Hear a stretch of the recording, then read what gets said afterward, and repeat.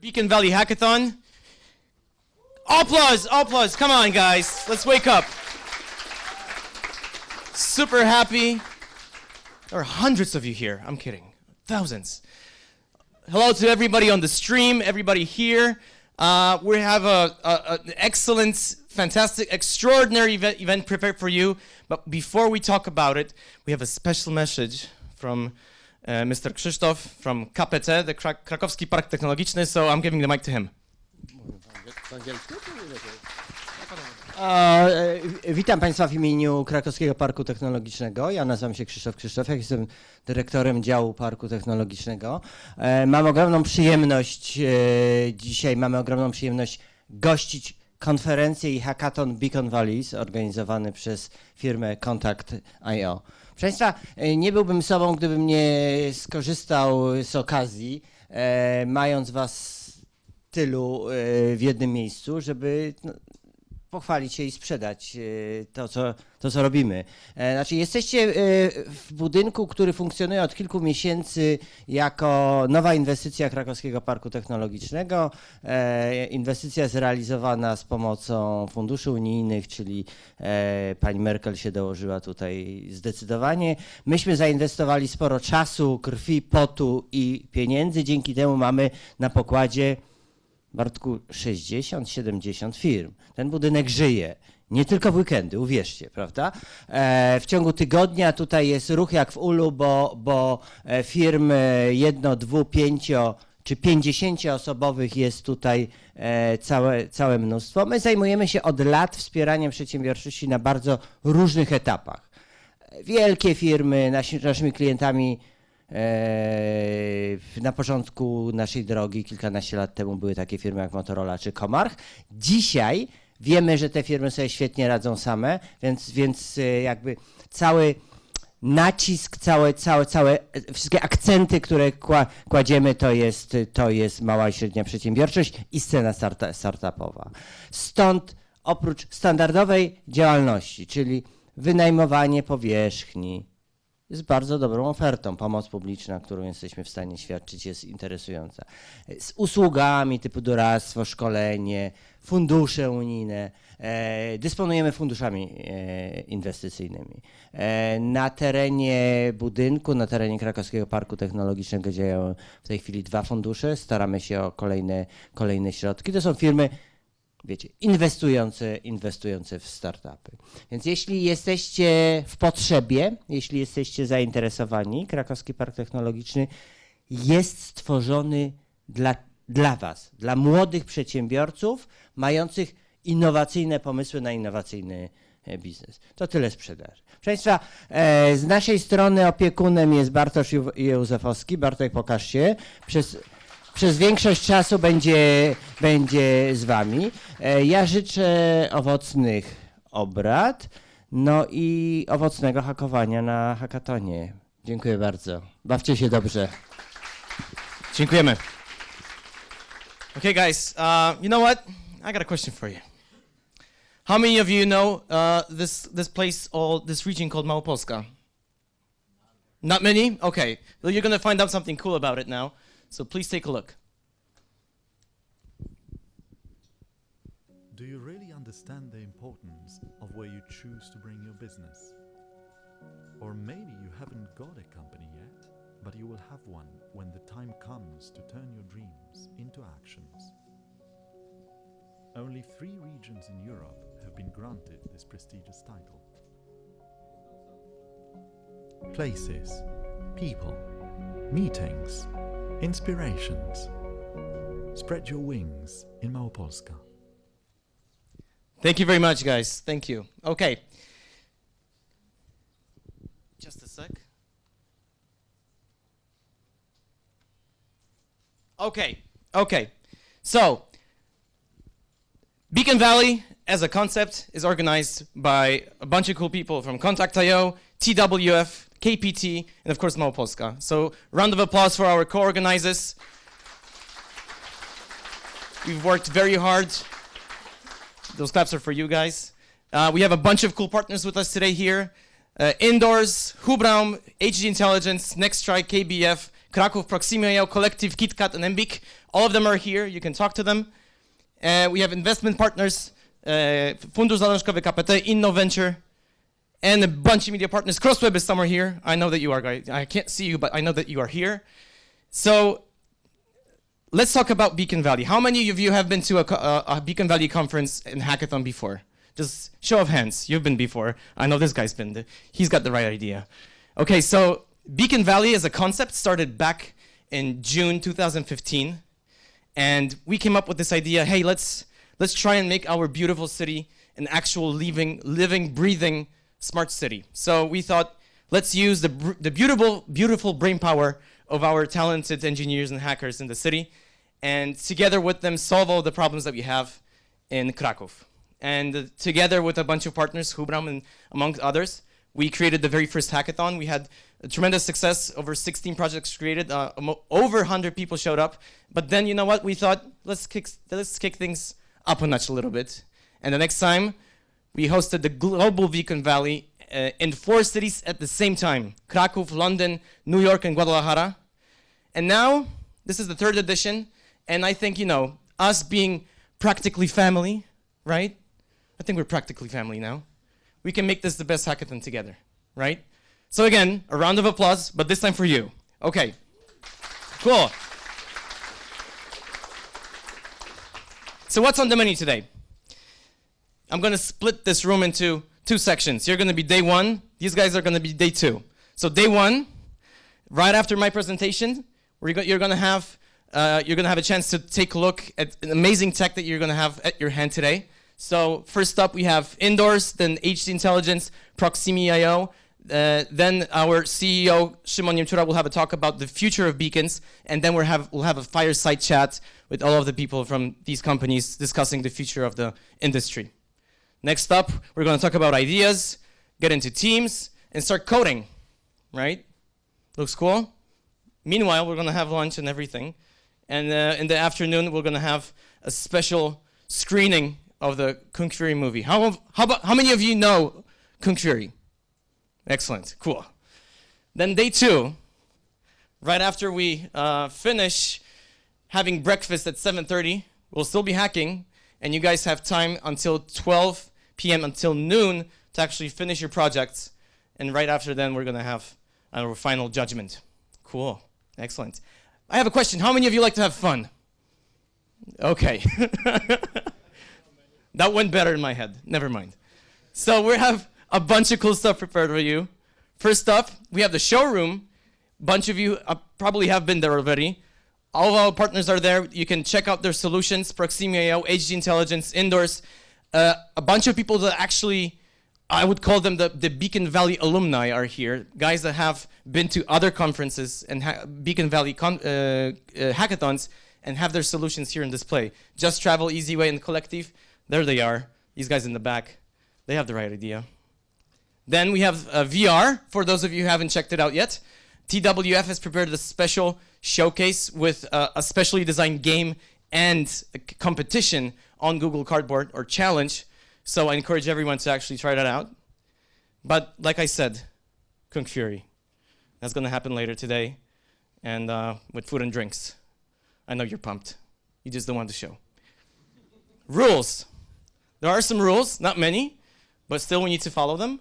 First thing, all of the apps you develop, all of the projects belong to you. No one else. You make an app about a toilet, that's fine. It belongs to you.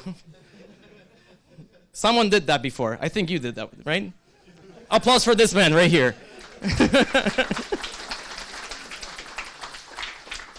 Number 2, how many people can be in one team? No restrictions. You can do it on your own. You can do it in a group of, 3, 5. It's all up to you. We're developing today in 3 streams. First one is called Locate. So think about this in a way that you add some interaction to a specific location. If I get to the toilet guy right here, something will happen. Something magical, right? Then the other stream is called Move. We have a special beacon with a motion sensor built in. So when you move the beacon, something magical can happen. But I'll leave that to you. You can decide what happens. And then Freestyle. Again, whatever you want. That's the beauty of it. The judges will judge or evaluate your projects based on a short briefing tomorrow morning. So they will talk to each team about what they have prepared. They will evaluate how well prepared the project was. Then all of you or each team will need to record a 3-minute pitch video, upload it to YouTube, and send the link to this address, which is unfortunately it's bvkraków@kontakt.io. And will be, if you get confused, find a guy or a gal in the red shirts and they will help you out. Okay, so once again, the deadline is tomorrow noon, bvkraków@kontakt.io, send us the link. Awesome. Prizes. I know you want prizes. This is what we're here for, right? Okay, so the main prize is a BB-8. How many of you are fans of Star Wars? This guy, okay. We need to work hard for it, okay? And the Shirley box with a 1-year subscription, all right? Then we have special prizes from each of our partners. First up, Proximi.io has a Pebble Watch for you and a special challenge that you need to create a second screen experience, right? It could be a laptop screen, a TV screen, a smartwatch, and it has to be combined with their solution, all right? Excellent. Indoo.rs, they prepared a mini drone for you. By the way, have you heard of airplane mode? Okay. So you need to create an office or campus navigation system based on the Indoo.rs SDK with extra focus on security. All right? Krakowskie Biuro Festiwalowe, KBF, has 3 Raspberry Pis, and you need to create an app that will encourage people to read books. This is a real challenge. Okay? Excellent. And the last one, from Hubraum, you will get a chance to actually get a free desk at Hubraum for 3 months with mentoring, and their solution or their challenge is that you need to create a fantastic app for co-working spaces. Clear? Is that clear to you? Is that everything clear? Cool? You understand? Okay, great. But that's not all. We have a special challenge for you prepared from our Kontakt.io R&D team.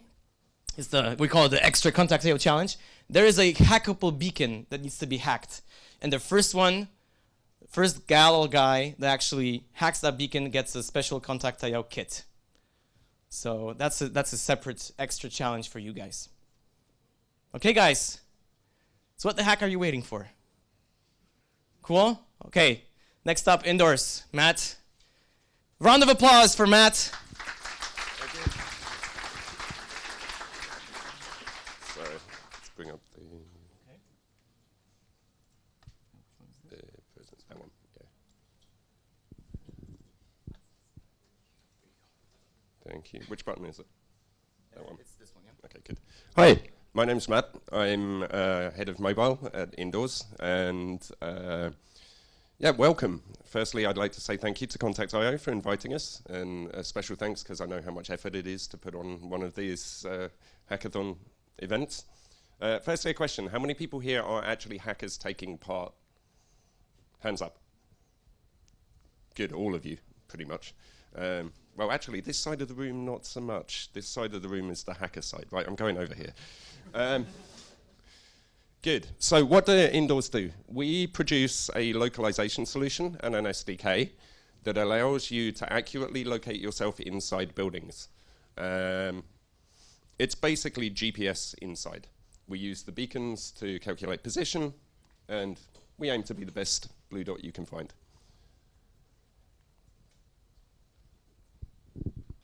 Good. So obviously GPS will not work inside.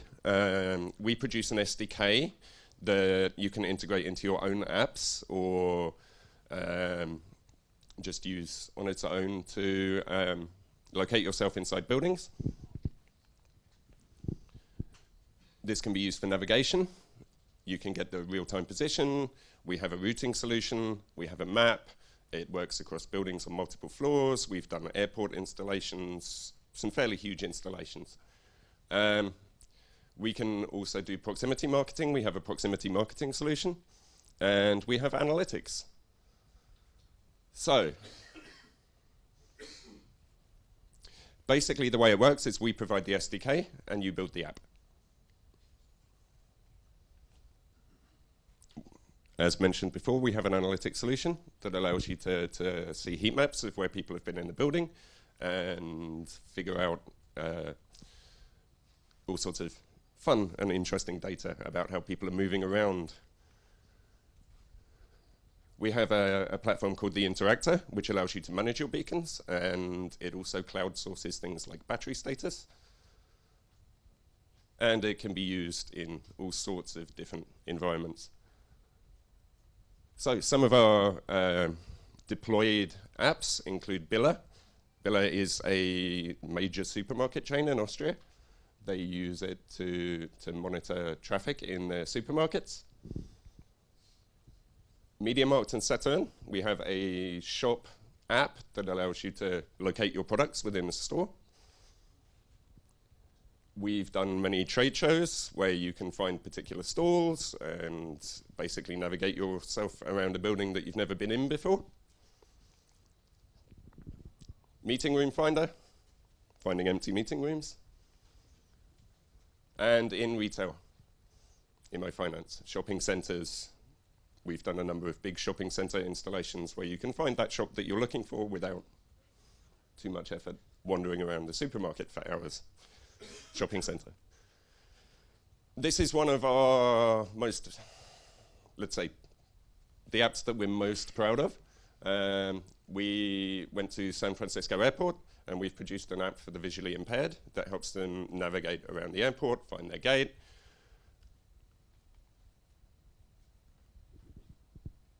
We've worked with KLM to do an app that basically helps get people to the gate on time. They also have a game that they built using our SDK. So you get points based on your time at the gate, because it obviously costs airlines quite a lot of money if people are late and they have to delay the flight. Lastly, museums is another thing that we've worked a lot with. So people have done interactive apps, so you can see the exhibitions and you can get contextual information at the exhibition. So these are some of our partners. And that's some contact details for our head of sales. So next, I just want to talk a little bit about how you actually use our SDK so that you guys know what you're doing during the hackathon, which means I need the browser. I can't see where the mouse is.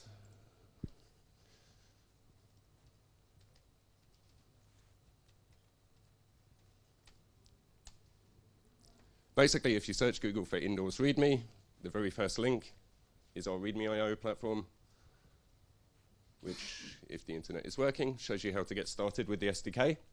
There's an Android guide, an iOS guide, and I will just briefly show you the code for a very simple Indoo.rs-based app.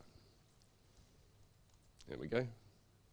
So this is the main body of code that you would need to implement to get localization on Android. You can see that you've got all sorts of methods there for when your position gets updated, when your building is loaded, when you've changed floors. We only have one floor in this installation here, and so on. But all of the information is on README.io, so if you create an account on our website, Indoo.rs, we've already prepared this building. We did the installation yesterday, and there is a QR code on the wall in here, which I believe is where you guys are going to be doing most of your work today. You can download the app from the App Store and scan the QR code, and then there's already an app set up with a map and a blue dot that you can just experiment with, and from there you can download the SDK and do cool shit with it. Good, well done. Martin. I'm done, thank you. Round of applause, thank you very much. So like I said before, you guys will be able to develop your apps based on the Indoo.rs SDK. Right. Next up, Jarek will have a presentation. Okay, so I will entertain you while Jarek from Jarosław Królewski from HD Intellgience will prepare his presentation. So once again, let's recap. What are the three streams that we have available today? Do you remember? What was the first one? Location, do you know what that means? Add context or interactivity to a specific location. I get to where's the toilet guy? I get next to him and something happens, right? Then we have move. You have a special beacon with a motion sensor, an accelerometer built in. And when you shake it or when you, I don't know, attach it to a chair and you kick the chair, something might happen. I don't know what it might be. You might get a notification in the toilet. Why not, right? And then there's freestyle. So if you guys go to the showroom, you'll be able to see all of the amazing creations that our previous hackathon attendees have prepared. But right now, I'll give the mic to Jarek. Are you ready? Yes, almost. Please help me. Okay. Show me. This is Windows. So, as you know, there is no possibility to work with MacBook Pro in such solutions and such building like here. So we are living here because we are the biggest company which is occupied this building. So really nice to welcome you during this meeting. My name is Jaroslav. As you know, it is hard to spell. My surname is Królewski, it's royal. You know that Jaroslav is today the trademark in Poland, so it is a very sophisticated name. What we are doing daily, I have another problem with that. Okay, we are HG Intellgience and we are working with business intelligence system. We are something like NSA for the big companies, so we try to track every movement and every touch point of every client of the world. So we are trying to look into your customer experience. And what is very important, we incorporate all the sophisticated solutions to our one platform, which is called Synerise. We have loyalty, analytics, and insights. We have mobile solutions and also marketing stuffs. And everything you can just grab from the GitHub or also our SDKs, like the mobile SDK. And what is the main goal? We try to reinventing the first moment of truth. You know, such model which was also introduced by Procter & Gamble. So we try to analyze every your touchpoint from, for example, from website, from mobile solutions, from store, from beacons, from Wi-Fi, and so on. And we have different modules in our system, such like customer relations management system, and you can track all these touchpoints in that system. After that, you have the customer view, everything about the commerce. So if you have, for example, Magento, PrestaShop, etc., you can just incorporate also the Synerise to that platforms. You can build different marketing and loyalty campaigns using our platform. Also with marketing automation solutions like drag and drop solutions. You have to understand that we also analyze custom events. So for example, there is no static events. If you want to use your own event, you can do it very quickly. You have dynamic segmentation because you have to also understand that we use, for example, Hadoop and Spark solutions for the big data. So it's also very interesting, like for example, Elasticsearch for searching solutions. In the end of the day, you can also prepare some customer experience task management system, so you can just connect with the users with different apps. Everything you have in our powerful SDK, it is probably pricing, nice. It is very, very nice because we have iOS SDK for marketing automation, Android SDK for also marketing automation, loyalty stuffs. We have also everything which is connected with e-commerce, so you can also grab this from our GitHub. Pricing is not for you. About company, we are on the third floor, so you have always opportunity to go there and meet our developers. And we are like the scientific company, almost 40 people working today in HD Intelligence. We are also honorary patronage of the Polish Association of Artificial Intelligence. We have some awards, and we try to make this day very, very nice for you also. So this is everything about the Synerize. I hope that we have great cooperation today. Thank you.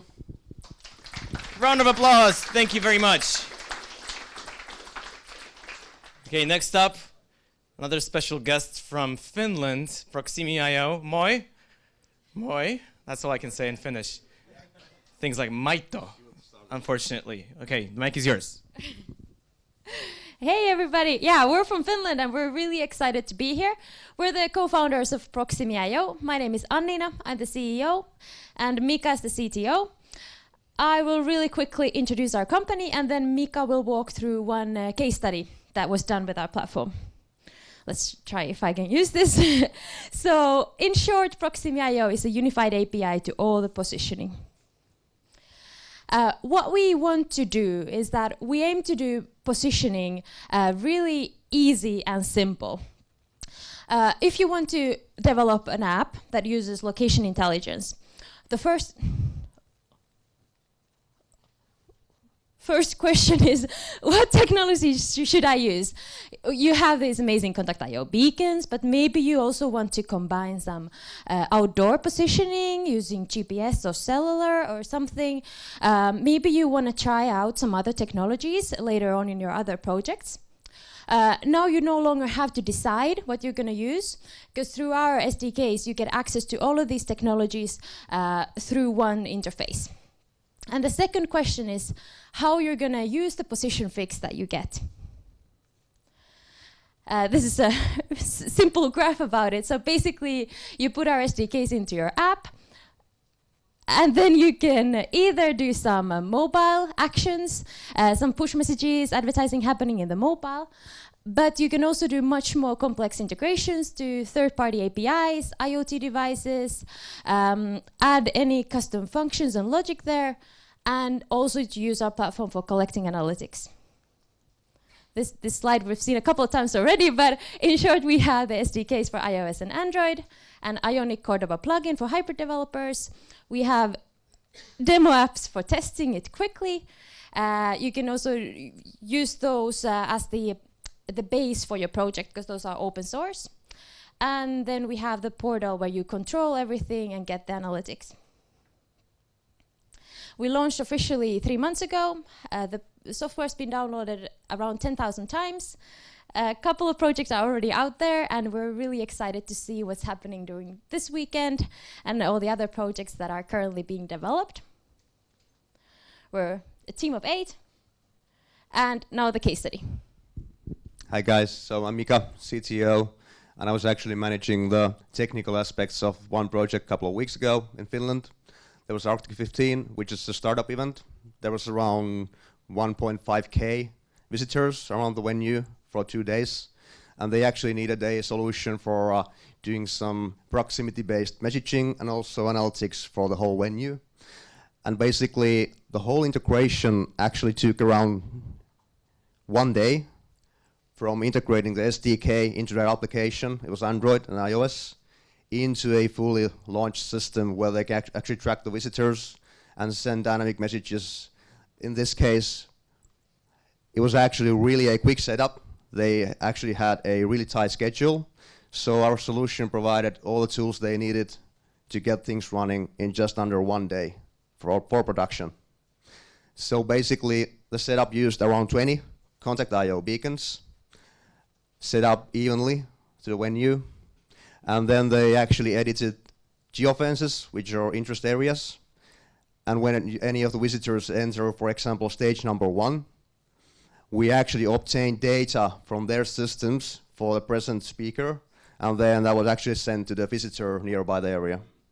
And it's actually nice that they actually can adjust the whole experience on the fly, so you don't have to hard code anything in the application. They also gathered analytics. There was around 300 visitors after the 2 days, and they can actually visualize all the interest areas and hot points. I also want to mention about our extra hackathon, which is the Ionic one.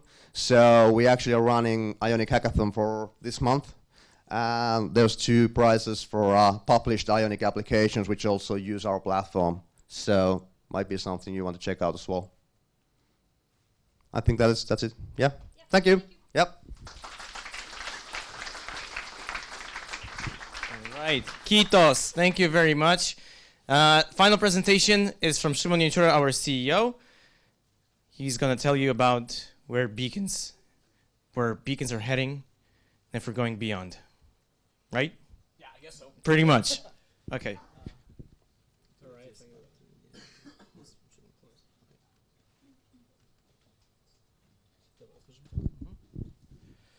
Hey guys, welcome. It's a great pleasure to have you here on this event. I see so many hackers around. This is going to be definitely a nice hacking experience and a great time here. So when you talk about Beacon future, let's have a quick recap on actually what happened in the Beacon space since it started around 3 years ago, right? So we've been looking for a way to make our cities smarter, to make them, understand what is that we're doing, how we are behaving, what kind of sort of automation and things can happen to make our lives easier, right? I'm a strong believer of the theory that whatever we as human beings do, well, maybe except the toilet thing, all those things we're doing because we're creative.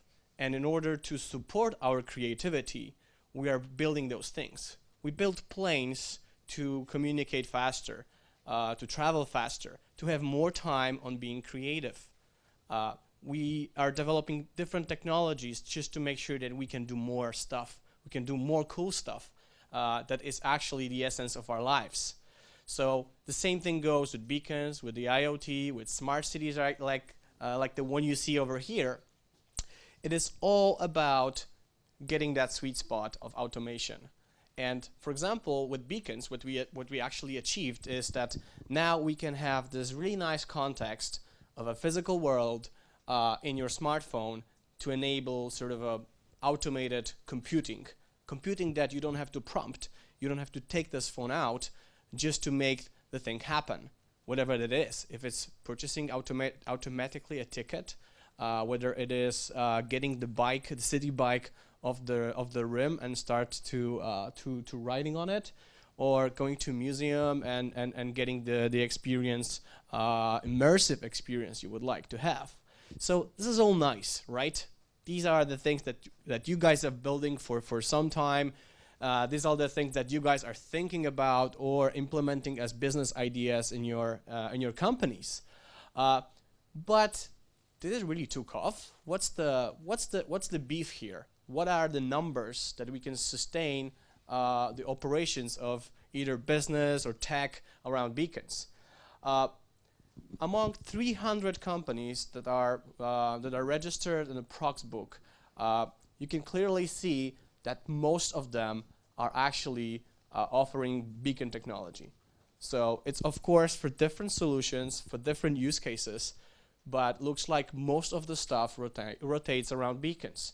That's because of, I believe, a couple of things. First one is that you get this frictionless experience, right? You don't have to do anything to prompt it. The other one is you have a really nice range that is superior to NFC and other technologies.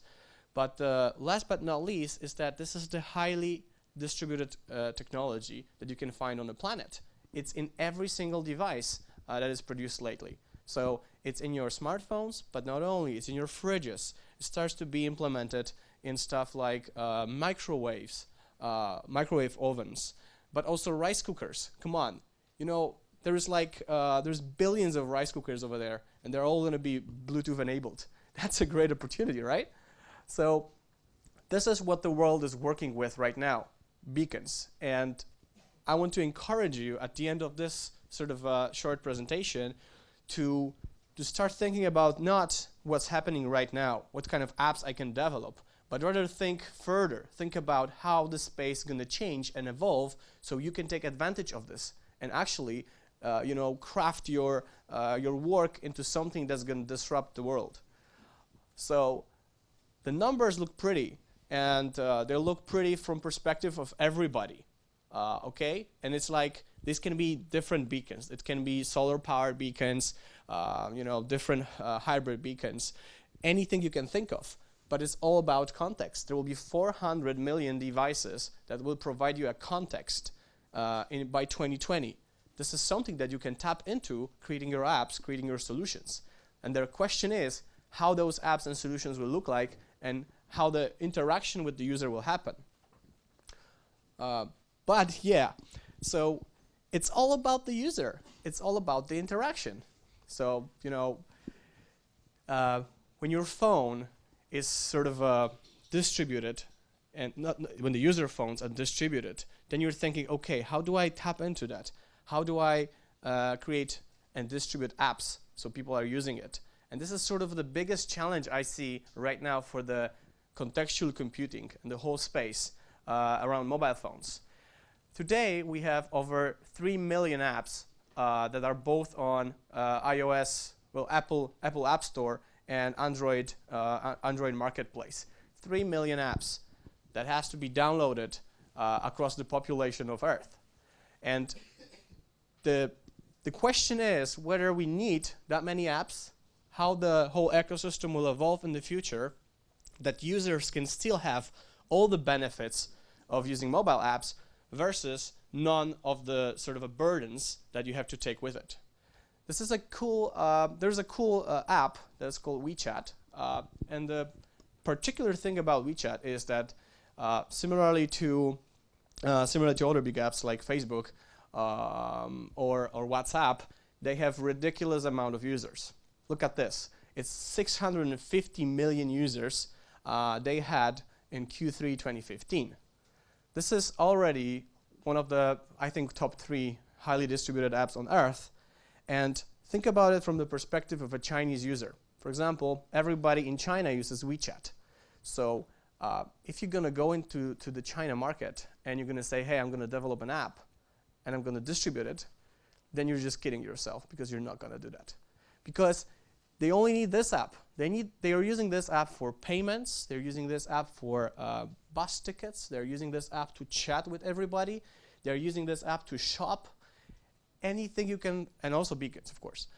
But anything you can think of, these guys, they've done it. They have it. They don't need your app. They don't need your ideas because this is 650 million, probably right now 800 million users that are using this app. They don't need anything else. They don't want anything else. So that's a problem, right? How do we tap in the world that is already sort of centralizing on the way we use apps? And sort of this is a support to this thesis. It's like on the average of 3 months, most people, they download 0 apps. So this is a big challenge. This is something that tells us, okay, there's an opportunity in this because something has shifted. Of course, we don't want our mobile phones to look like this. That means we don't want all the apps to be, pushing messages to our smartphones to us, being sort of a huge Times Square or big conjunction in Tokyo. But let me ask you this question: how many of you guys are using Chrome browser on your smartphone? Yeah, I can see majority. So why don't you just take them out, and those who are having Chrome browser, just scroll down and tell me if you can see the physical web tab, and you can see those physical web links. Can you see that? So this is actually the beauty of advancing beacon technology, where you can have this happening without downloading apps and without getting into sort of friction. I'm not saying it can solve everything, but definitely this is a good start. And we can already see that W3C, the HTML Foundation, everything is going all about that direction. So what's about the downloading thing? I think that in many use cases on our daily lives, to interact with a vending machine, to interact with a difficult to use interface at the ticket machine, or any other use cases where you want just to use it once or just a couple of times, you really don't want to download the app. You don't want to use it because it does not make sense. So of course, the question of future of beacons is not about what kind of tech, what kind of hardware, what kind of things we'll use there.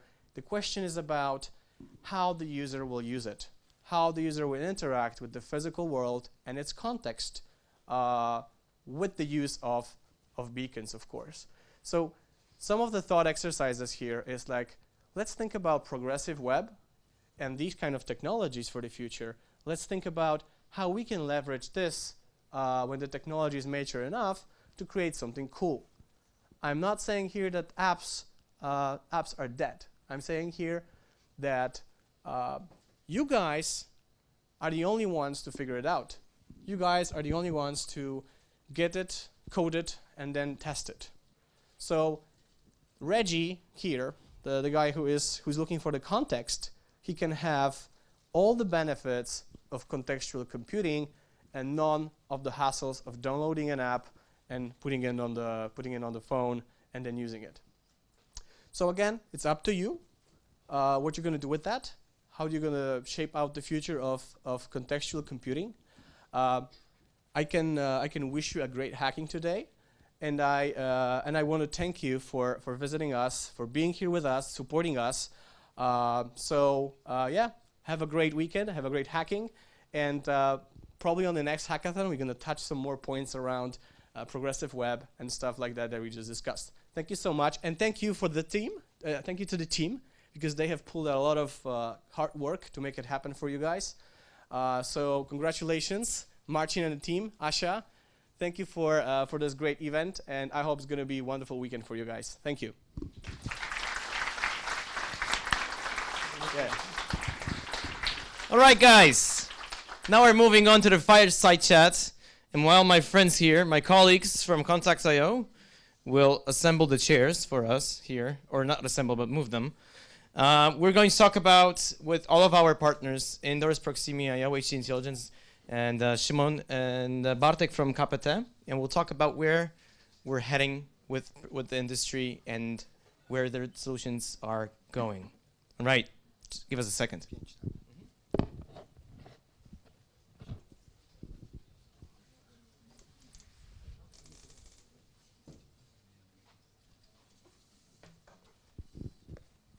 Okay, guys, so come on over.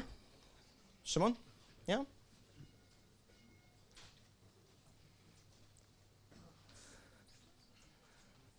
Okay, Bartek, so the floor is yours.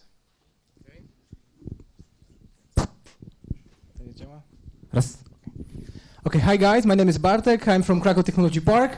I'm used to interviewing entrepreneurs about their businesses, and this will be, are we going to have this fireplace, a slide over there to have like more cozy atmosphere?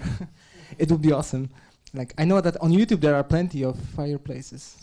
Marcin, okay, so Marcin is going to create the mood for us. And, okay, and our entrepreneurs. We have plenty of people here who want to hack some beacon solutions. So what is the most interesting sector you are looking for right now? I know that most of us know the implementations in retail, some museums. These were the first I suppose, solutions on the market that were in scale. But from your perspective, what is the most interesting sector right now we are looking for that will implement beacons as the part of their everyday business? And not everybody is obliged to answer. Just who has the idea of what we are looking for? I'm keen to kick off, if that's okay. Well, definitely there are spaces, there are industries where beacons are taking off, and where most of the stuff is happening. A big part of that is definitely navigation. So that there is a lot of deployments happening to help us to navigate in places like airports, shopping malls, but mostly airports, I think. So that's a huge use case that becomes more and more evident. I think top 10 or top 15 airports in the world right now. They're all in about to deploy technologies like that, of which part is navigation with beacons. So navigation definitely a big spot on the map. But things that we start seeing is that, okay, retail is nice and sort of trying to find the data about the user and then using it to create smarter campaigns that not necessarily spam them, but make their experience worthwhile. The other thing is that we see this is becoming evident that beacons with the distribution, with the frictionless experience and the range are becoming more and more attractive to industrial use cases. So think about smart ports, smart logistics. Even at retailers, they also care about finding out how the logistics work behind the scenes. So they know that, for example, high-valued equipment is not being stolen or lost. They can track all the crates and everything. So yeah. Okay, so less customer solutions, more employer solutions, or something like that, oriented. Yeah, like the Proximi.io has some big implementations. You are looking for, like, using your platform to big implementations. What is your approach? Like, what are you looking for right now in terms of sector? I am very interested in seeing more solutions in the future that are not maybe so much about marketing and delivering information, but more about helping people's everyday life and their issues. I agree with Shimon about these industrial use cases. I think they're very interesting for like asset tracking and that sort of solutions. But also we see a lot of workplace apps coming out using beacons for improving people flow in the workplaces and automating check-ins and so forth. Okay, so like we have one of the challenges during the hackathon around that, so it may be a good target for our hackers. If we discuss the sector, then I wonder what integrations in the future we can expect. Like the beacon alone is not, doesn't provide enough data for most of the sectors. I know I discussed with Jarek that we can touch this topic. So what future integrations with what apps, sources of data you see for beacons? Approximately almost 80 million beacons will be delivered to the market in the next 5 years, so it is a lot of beacons, probably. But I think that I don't believe in stupid apps and so on. I believe that a lot of apps will be equipped with something which is much more human, like the artificial intelligence, like machine learning, like customer architecture or something like that, because it's very important to do this life, like you said, much more funny, much more sophisticated, also by different technologies. So if we are talking about the Gartner and making the market very strictly understand like a market of different technologies, we have to understand that for the retail, for example IoT, for example for the next generation Bluetooth standards, as you know, Bluetooth is working on the mesh standard, yes? So it is something like talking between the beacons, not only between app and beacons. So I think that the IoT, smart homes and so on, and also the smart city will be the segment which will be developed much more quicker than, for example, 5 years ago. Okay, so we are talking about a lot of artificial intelligence, deep learning, machine learning. So this kind of solutions that has to be integrated in what you offer next to beacons, like not them alone. And you've mentioned that we will be having a Bluetooth mesh solutions. And I know that Matt is excited about beacons alone, that they have quite they are quite powerful and not used enough. So do you think that, what would you expect from beacons to do in the future? Yeah, well, as touched on before, we have the possibility of meshing this technology. We touched on AI and we touched on human use cases. And but you are using the newest standard of the Bluetooth, low energy? Not yet. We have research projects on it, okay. But not that. I'm talking more in general. So aside from what Indoo.rs does, just looking at the technology in general. I mean, the hardware that is in these beacons is about as powerful as an old 286 PC.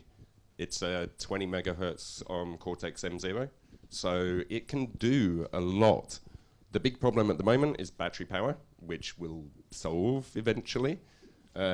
Solutions and ideas of how to use this processing power and this distributed network of devices, and the people aspect, how it's going to help you. There's a reason why you all have a phone in your pocket, and that reason is because you want one, not because somebody is attempting to sell you something. So you need to apply that same logic to your apps and your devices, and just find really cool ways of using the power that we actually have with beacons and the connection of the physical to the digital in new ways that are good for users, not necessarily good for companies. Okay, so thinking about the users and remembering that beacons have quite powerful hardware already, this may be something interesting that we can work on, but I'm wondering where we will find beacons, because Embiq has this cool implementation in bikes. Do you see any, like, have you any other clients asking you for implementing beacons in any other strange things, like? Right. We have a lot of solutions with. Right. Yep. Good. Right. We have a lot of solutions with beacon applications, but as Shimon mentions before, it is really hard to gain users for the apps, and in our opinion, it will be going in the direction to have solutions without app on mobile phone, but up around the industrial and about apps around cities, smart homes, and that solutions are most frequently will be used. Yeah, just on top of that, one of the things that we get asked for a lot recently is asset tracking. So being able to stick beacons on something and track them using devices placed around. That's not actually a part of our solution at the moment. We're working on it a little bit, but yeah, this phoneless use of beacon technology, we are already seeing questions from the market. So. Any other thought about that? Someone? Just a one simple thought here. As we discussed this here, a funny thing that we can realize is that the people, well, I would say months ago, they were not that obvious, but we already see beacons and the Bluetooth and sort of a idea of beaconing the data without connection. This is a huge play for IoT, right?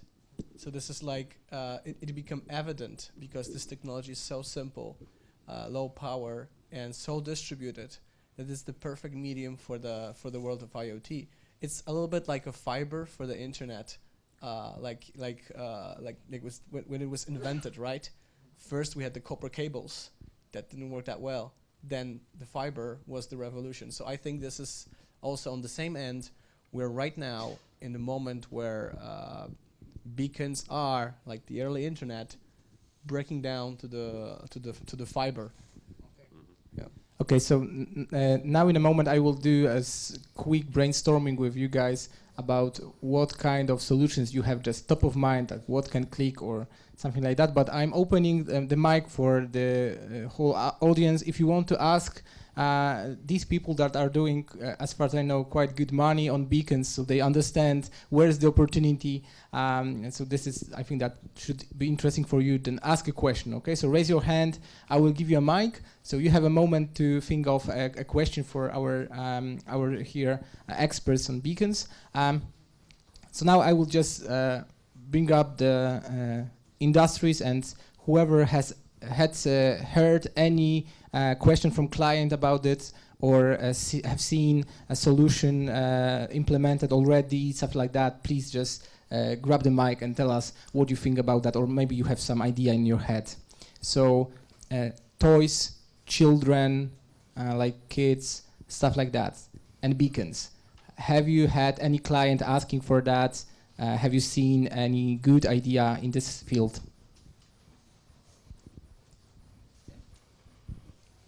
I have actually heard of a company that is giving beacons to kids in wristbands, and they attach information about their allergies to the application that the nursery home caretakers can then get information about their allergies so that they don't mix up the food for them. And sort of also one interesting example is a beacon that simply is a panic button.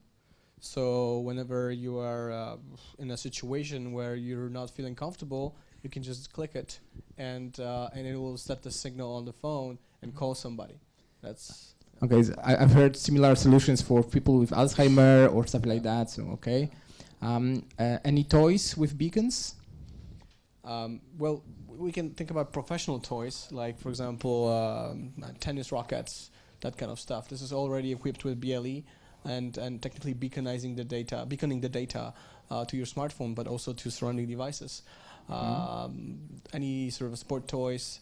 Even I think I had this example of a teddy bear with a beacon, just to locate it, but also to interact with it on a smartphone and on a tablet level. Okay. Jarek, you had something? Yeah? Yes, probably in the Krakow investment fund we have one company which is called Indoo.rs, and they are working on smart doll, incorporating the beacons to the smart dolls to talk with the children. For example, if the children don't want to go to sleep, and have some interaction with application, and the smart doll can just recognize the voice and talk with the children. Go to bed. It is good period to go to bed. So it is also patented. So I need it. Yes, it is. It is pending patenting process. Take my money right now. So there is no. Okay, so Marcin knows better about it. So. Right. Yeah, it would be awesome. I believe that it can be useful. Okay, so Szymon started about sports. So let's get into it. We have Euro 2016. Sports solutions. Tennis rackets is one example. What have you heard? What do you see that could be potential interesting market for gathering the data? Well, I mean, as mentioned before, a lot of devices have BLE, and talking of sport, Fitbit is one. And you could do a lot with that. I mean, I was just hacking around with it, and it gives out advertising signals every 1 second or so. Yeah, and Fitbit is a super simple example of just putting an accelerometer on a technically a beacon, and then using it. And for example, you can track anything. You can think of, for example, tagging all the whole volleyball or soccer team, football team, and then just measuring their kick or slam speed. So you can put it on the chart. Yeah, Same exactly. thing goes for the like rockets, tennis rackets, and everything. So what you can have this on an entertainer level. So you can have this nice statistics. You can bet, okay, is he gonna have a better kick next time or not? Or you can also put this on an analytical level, so you can analyze the movement of a player and you can improve on whatever they're doing, right? So there's many different phases of this, I guess. Yeah, it would be awesome to see while watching a game of football the real-time statistics of how tired the players are and how long they've played. Maybe they should be taken off. It's a raining beacon. It would be okay. So this is it. Okay, we have one beacon. You can take it now. It's yours. He's afraid of that. Okay, entertainment as a market, concerts, huge events. Probably people will also think about some solutions for that here during the hackathon. World Youth Day, we will have 2 million people coming to Krakow. Everybody's afraid what will happen. Have you heard about any solutions, or do you see the opportunity for people doing beacon apps right now? So huge groups of people in one place, like concerts, festivals. I actually have an idea that I would really want to see taken into action at big festivals and concerts and events. And that relates to my personal real life problem, which is that when you're at a big event and you go somewhere and you lose your friends and it's impossible to find them, and then there's no signal because there's so many people and so forth. So how could you utilize the BLE stack in the phone and also in separate beacons in finding your friends and seeing where they're going? Yeah, this is a big challenge, and to be honest, I've seen already a lot of different things. We saw the Expo Expo in Milano. We saw different festivals like Bonnaroo in America and others across the world. And all of them, they're doing it a little bit differently. So some of them are fixing the navigation thing. Some of them are purely about creating VIP experience around beacons. So it's like a mix of everything. And so, for example, it's different for the festivals, but also different for conferences, where actually the data is king. So, yeah, it's interesting that there is no still like a one kind of a way of tackling this and having sort of a one package for events. There are different companies building different mobile apps, different solutions for that. And then they're using beacons for different sort of value delivery. Okay. I wanted to mention analytic issue of that applications what you mentioned before, because if, for example, in that huge events, a lot of people will be using beacons and the application for communication between that people, we are able to analyze and predict huge amount of people in particular places, and that is very valuable information and very valuable for different guard services and even for the city, how to manage that huge amount of crowd. Okay. So some sort of crowd management, stuff like that. But I like the idea of get back from toilets up on the festival. It would be nice to have that. Okay. If do we have questions from the audience? Then oh yeah, there is this. I have a question for the Kontakt.io guy. If it's not a secret, how many beacons did you sell last year? If it's not a secret. No, I mean it's not a secret. I don't have an accurate number, but since we started, which was slightly over 3 years ago, we reached the point of 500,000 beacons sold in total. Okay. Yeah, once again. Another financial question. And which industries have you sold the most? So in general, the biggest industry that was ordering was sort of a retail or sort of a public places. So you can put, for example, retailers and, for example, airports here as the same amount of beacons, because there is a lot of deployments happening for navigation purposes in airports, in public places. Okay, so but also they are usually operated by a private company, private investor delivering the product. So in terms of scale of implementation, then retail. But I assume that for you guys that want to make some apps, stuff like that, then the scale is not so important. That added value through your app. So Jarek can have this. Just a small comment here. I would definitely focus on the outside of retail world. I would focus on industrial use cases, on social impact, all these things, because retail, it takes a lot of time and it has their own, sort of life cycles. So Jarek, you are doing retail. If you are talking and if you are named the expert, we have to also talk about the limitations and barriers with beacons implementations.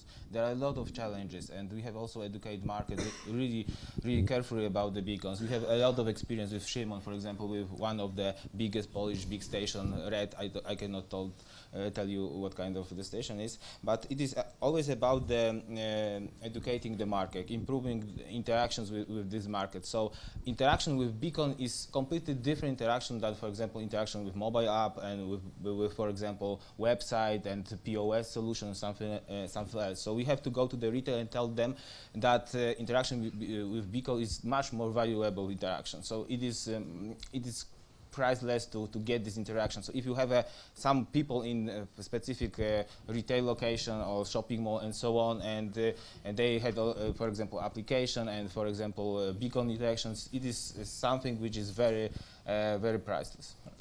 Okay. Next question. Because if we don't have a question, then I wanted to ask you about security. I know that there was a moment in the beacon world that people were talking about security of beacons and stuff like that. Right now, I think that the discussion is like slightly over. But in the long term, I think that the IoT, the more and more evolved the whole IoT stuff will be, then the security will again jump into the picture. So what is your approach? Should we discuss right now security, or this is something for the next year conference? Well, I believe this is an ongoing process for companies, especially for companies like Kontakt.io. We're dealing with this on everyday basis. So our mission is to deliver an infrastructure that works. It means that infrastructure that is also very secure. So I would say that you guys don't have to care about this. So you just can take it and use it and forget about that part. But definitely security of beacons, and also on the sort of a background of security of the whole IoT, this is a big thing. And this is why, for example, not only us, but also big companies like Google are tapping into. Right now, with the pure motivation on making this available for multi-tenancy, so the same infrastructure being used with different players, with different solution providers, that's one thing. But the other thing is then making it robust enough not to be hacked, not to be misused, right?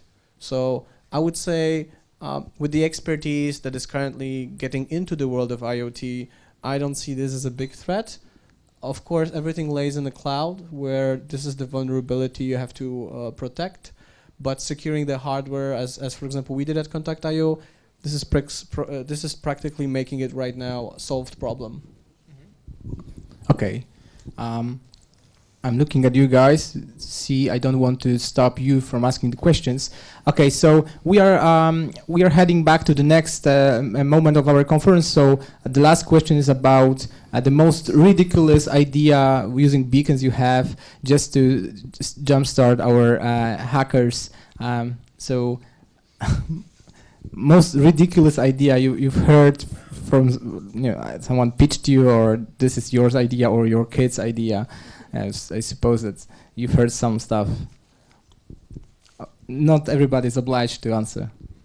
Yeah, I think we had a lot of different ideas, and some of them were like technically breaking the sort of the use of the technology, like putting the beacon inside a stone that is on the ground in a park.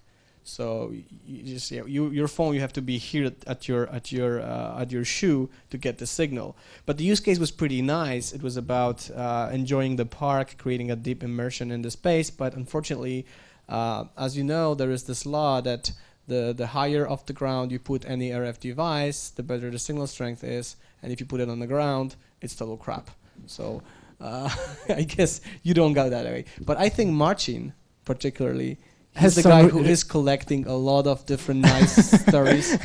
Marcin, expert on ridiculous ideas.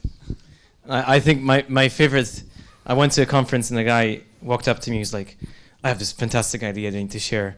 And he wanted to put beacons in clubs and check the ratio of men to women in a particular club. While I'm walking by, I would get a message, oh, this is a bar I would like to go to, because there's 55 ladies compared and 2 guys, so I'm gonna go.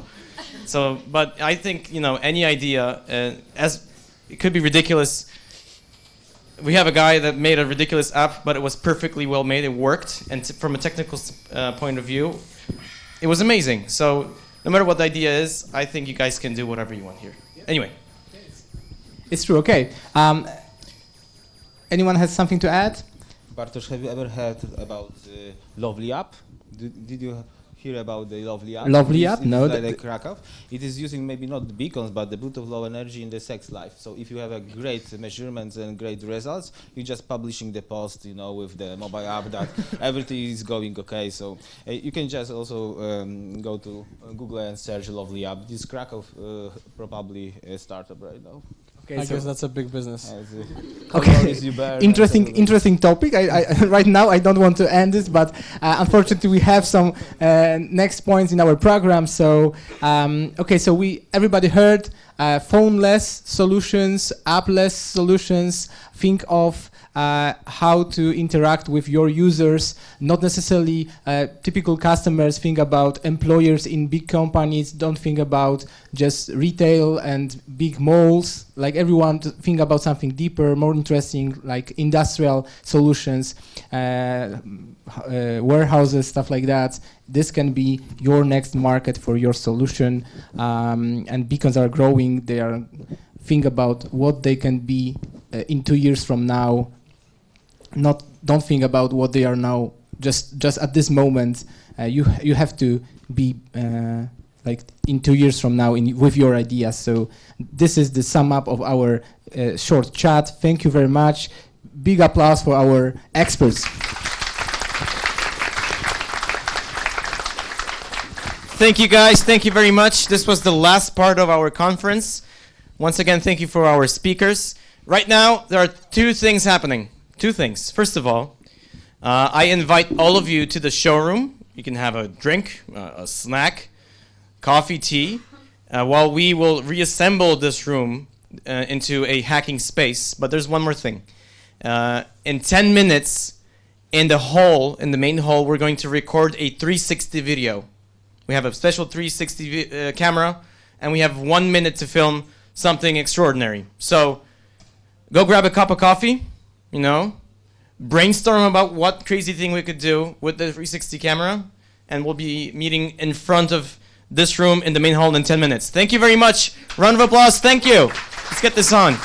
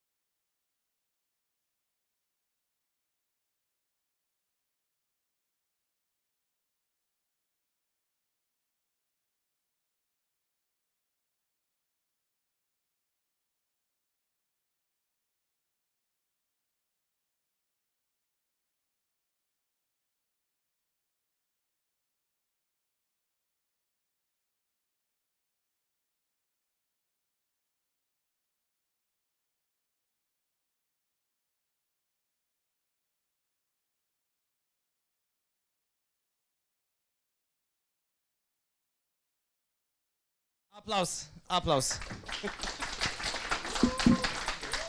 Marcin, po polsku czy po angielsku? Are there any... lepiej po angielsku.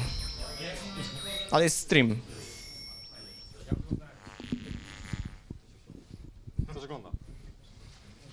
All right, so the presentation will be in English. No problem.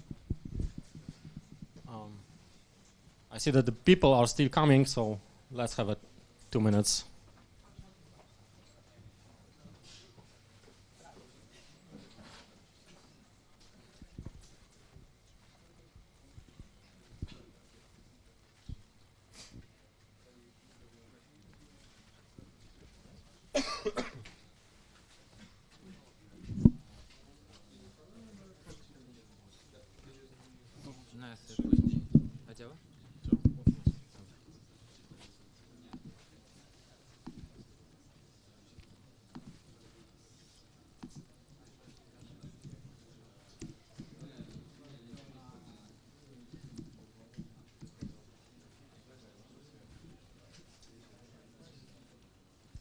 Okay, I think that we may start right now. A lot of people inside. I'm very glad to see all of you here. My name is Łukasz Szelejewski and I'm head of hardware at the Kontakt.io. What I will be talking about is I will try to describe you very briefly how Beacon works and what, maybe not what, but how can you interact with the beacons using the PC, Raspberry Pi or any other Linux-enabled platform. Yeah, so it's very amazing that the beacon as a hardware is very, very simple. It's a single battery, very small PCB, like a 1 per 1 centimeters. Just a single SoC and a few passive components like antenna and few capacitors, resistors. That's all. What's most amazing to me is that this device can operate on a small single cell coin battery for 3 years, depending on the configuration. I think that you change batteries in your TV remote control much more frequently than we change batteries in the beacons.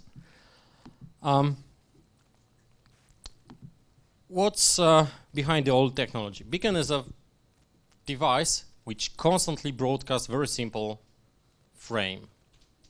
Broadcast, I mean, there is no connection between devices. Beacon is, let's say, 3 times per second is broadcasting a 30 bytes message out of around the world, and in the range, I would say 10 meters, 12 meters, depending on the transmission power settings. We made some tests in our company, and we were able to connect to beacons from more than 100 meters. So it's not like just a short range, but you are able to discover beacons even when you are much far away from the device. Because the frame is broadcasted, so everyone around may listen to this message and may react. Speakers before me mentioned a lot of use cases with toilets. I don't know why, but I won't speak about toilets.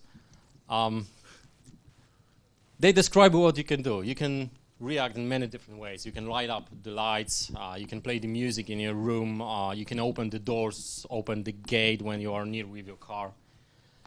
So there are a lot of use cases. The question is how to interact with those devices when you don't have a dedicated device. Of course, we have cell phones, we have mobile phones, smartphones, whatever, so we can use them to process this information. But how to open the gate using the smartphone? You don't connect the smartphone to the engine of the door. It's not possible. So you can simply use your PC, use Raspberry Pi, whatever you like. Right now, the Linux has a full stack. It's called the Blue Z.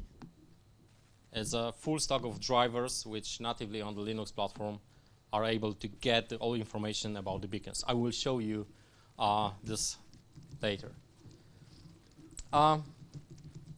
the the beacon may broadcast a few different messages. Actually, there are two kind of messages, but the one of them has a few different forms. When beacon are broadcasting information, it may attach a flag which will let you connect to this beacon. It's not the often scenario. You won't connect to beacons because you will probably drain the battery very fast. If you're not connecting to the beacons, you may use them for 4 years. So as you can see, there are basically two different advertising packets. First one is advertising, and the second one is a scan response. iPhone and mobile phones in general, iPhone, Android, I don't know nothing about the Windows phone. They basically listen for a advertising packet.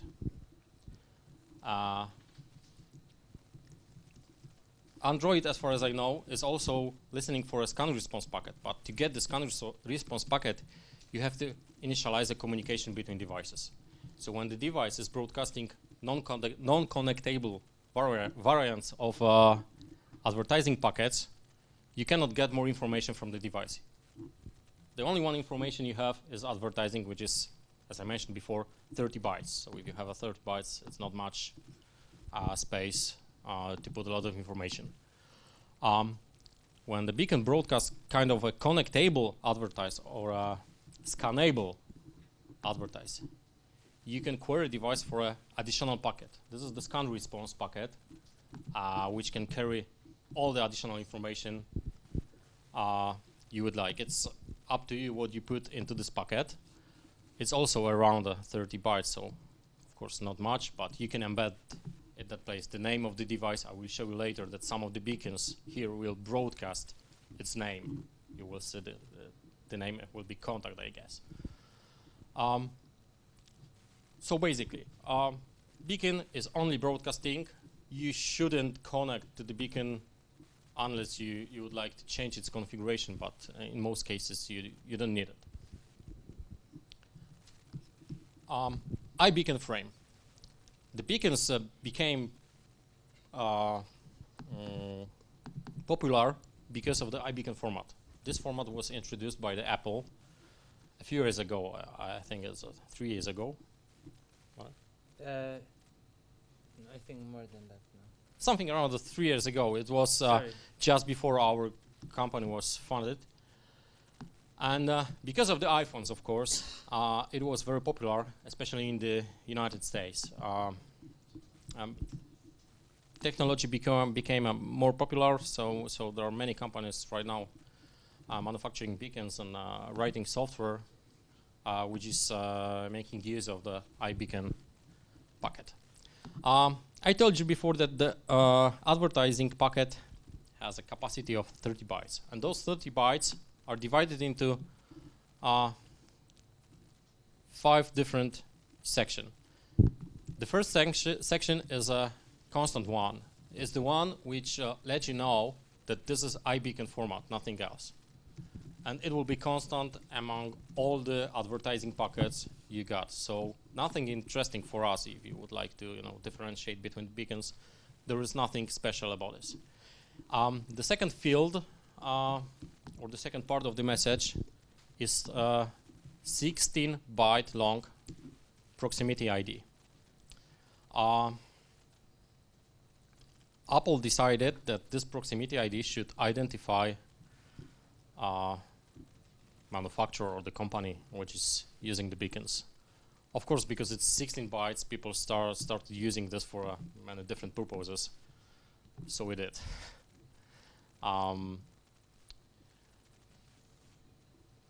The next field, actually the next 2 fields, the major and the minor, are 2 bytes fields, which let you, in most cases, identify the particular beacon.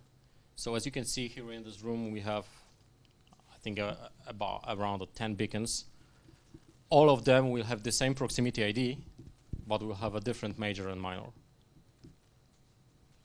And the last value, which is very important if you create applications for proximity, for kind of indoor navigation. The last value will let you know how strong the signal which you receive from the beacon should be when you are around 1 meter from the beacon. So making simple calculations, you are able to get the exact distance from the device. Of course, exact is like, I would say 2 meters, but it's, I think in most cases for indoor navigation, it's more than enough. How the motion beacon works, I will show you a bit later, but right now I will switch to my virtual machine. Yeah, it's not handy to carry microphone and write passwords. Yeah, success. Okay. You can see here the terminal from a Linux device with one Bluetooth device attached. I mean, it's a Bluetooth dongle. Right now, the Bluetooth devices are very popular for every laptop, so probably you have embedded Bluetooth, and you don't need an additional device to be attached to your laptop. How to get information about the beacons around? In the Linux, you have a set of commands which starts from the HCI. HCI is a protocol defined by the Bluetooth organization, and it standardizes the communication between Bluetooth devices and the host devices. So let me start this. Yeah, and you can see MAC addresses of all the beacons around this conference room. A lot of them, as you can see, the beacons are constantly broadcasting. So you can see it's scrolling too fast, but you can trust me that those messages are repeating. Depending on the configuration of the beacon, if you broadcast 3 times per second, so you will get 3 the same MAC addresses per second. You can configure the beacon whatever you want. You can broadcast just like once a second. We do some tests in Kontakt, and we found that when you set the broadcasting interval more than 3 seconds, it will be very hard to connect to the beacon in the future to change this setting. So it's like a one-way ticket. All right. You can see the parameter I said is a passive scan. The passive scan is the scan when you don't query device for a scan response. And you should definitely do this all the time, because every time you ask device for scan response, you consume a lot of energy. Unfortunately, all Android devices by default scans for a scan response, and that's why many of the beacons in the field are discharging much faster than we thought. I can see, let's say it's 40, 50 people here. How many of you have Android phone? Turn off Bluetooth. Of course, I'm joking, but yeah, your device in the background constantly pull those beacons, asking for scan responses. Probably if I turn on the monitoring tool, we will see a lot of traffic in there. That is why sometimes the indoor location features are not working as designed, because when you have a crowded room and a lot of people inside, there is so much traffic that you are not able to get the signal level. All right, so run this again.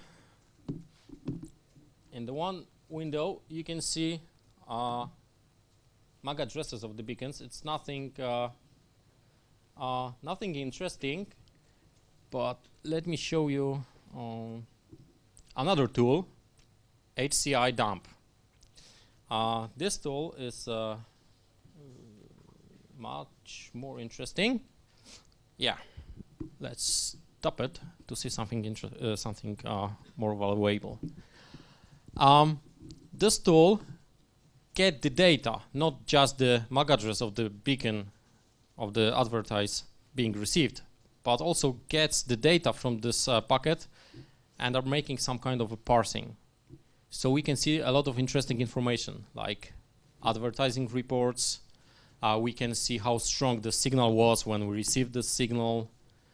Very useful for positioning. We can see also that this is connectable undirected advertising.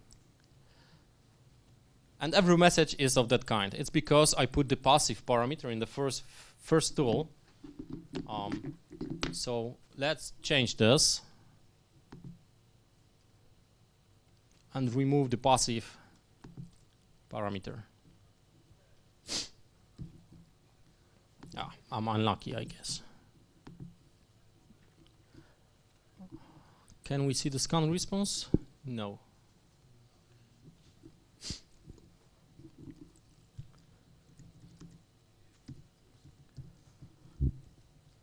We are very unlucky. At least one or two of those messages should be the scan response. Yeah, we have no luck. But what I mean, when you don't put the passive parameter, the device should by default ask every device being scanned for a scan response packet. As I said, the scan response packet had a lot of interesting information, but it's not used in our scenario. What I would like to show you is to create a short Python application. I wouldn't say application, short the Python script, which will get the raw data from the second tool and look for one specific beacon. The one specific beacon with the accelerometer embedded. We would like to react somehow on the motion. And in my solution, it will be invoking action on IFTTT. I would like to send an email to me every time somebody move the beacon. So every time somebody enters the toilet, I will get a notification on my private email.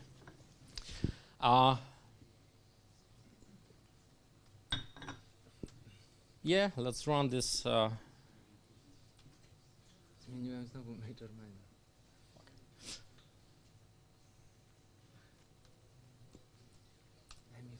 Yeah, this output is much more interesting for us. I mean, for developers. A lot of data scrolling down the screen is always interesting for engineers. Nothing else. And for your boss. If you have something like this on the screen, your boss always thinks that you are working on something interesting. It works, really.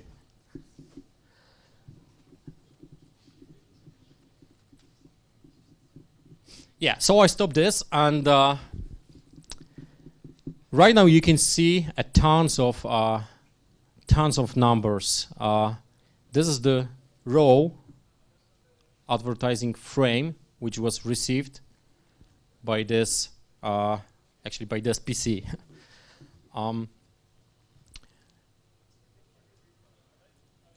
Let me show you.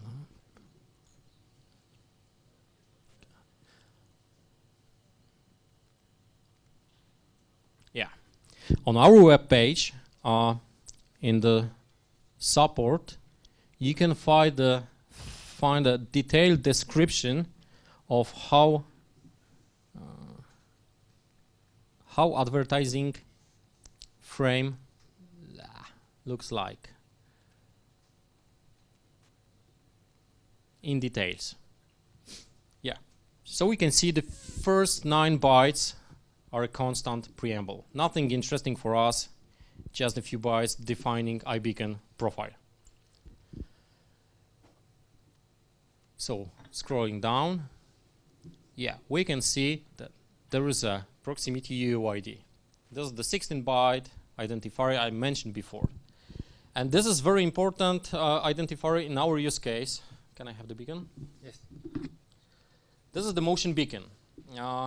It's broadcasting normal iBeacon frame, and if you move it strong enough, it change proximity UID. Major and minor remains the same, but the proximity ID is going to change. For the one defined by us, I will show you how this proximity ID looks like a bit later. So right now it's a normal beacon. Right now it starts broadcasted motion. I hope that it was strong enough. I think it's very sensitive. It's very sensitive, so probably stopped working right now. No, I mean, it's the threshold is set for sensitive value.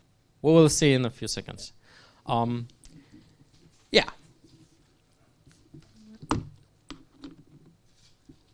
Yeah, so we can see that just after the UUID, we have 2 bytes major and 2 bytes minor value, followed by the calibrated signal strength. It's calibrated, so you set this during the manufacturing or the configuration. It's not the signal strength you receive as a totally different value. Yeah, so let's go back to our virtual machine. Yep.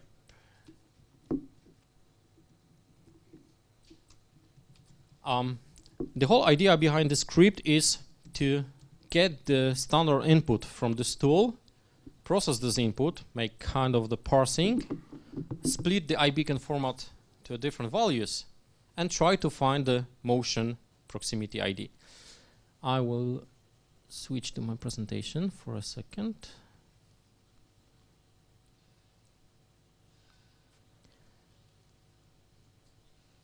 Yep. Come on, yeah. Exactly. The 16 bytes on the top in the hexadecimal, it's exactly the same what you can see in the bottom. It's a Kontakt.io motion written in a hex string. That's our proximity ID we are going to look for.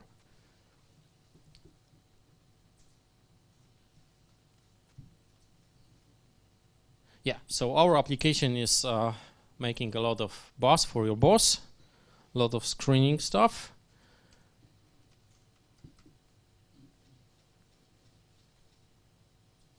Python. Yeah.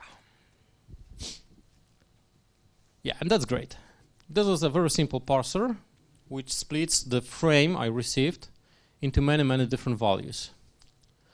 The green one is MAC address, the same MAC address you can see in the left window. Then you can see the signal strength we get from the advertised packet. It's the signal strength, how strong we see the signal, the beacon. And the rest is a raw iBeacon packet. So you can drop the beacon. We will see if it... but I changed the major and I can't remember what... yeah. Sorry.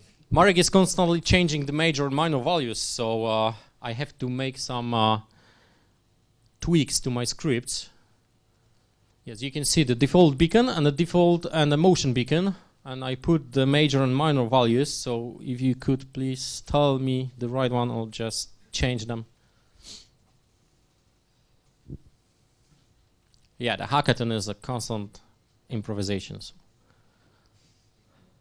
So far, so good. Did you change anything? Yeah. Okay. All right. So let's see if it still works. I have to stop it, of course. Yeah, it's working. So Marek can hold on. Something. Unfortunately, Shimon is went back to home. He's my boss, so he can't see how hard I'm working right now. Okay.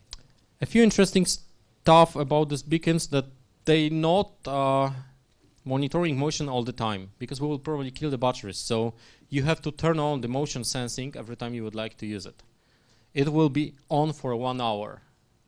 So if you are riding on your bike, you can attach your beacon for a bike, go to shop and make, hope that nobody stole your bike. Can you move the beacon? Yeah. Should I move it now? Yeah.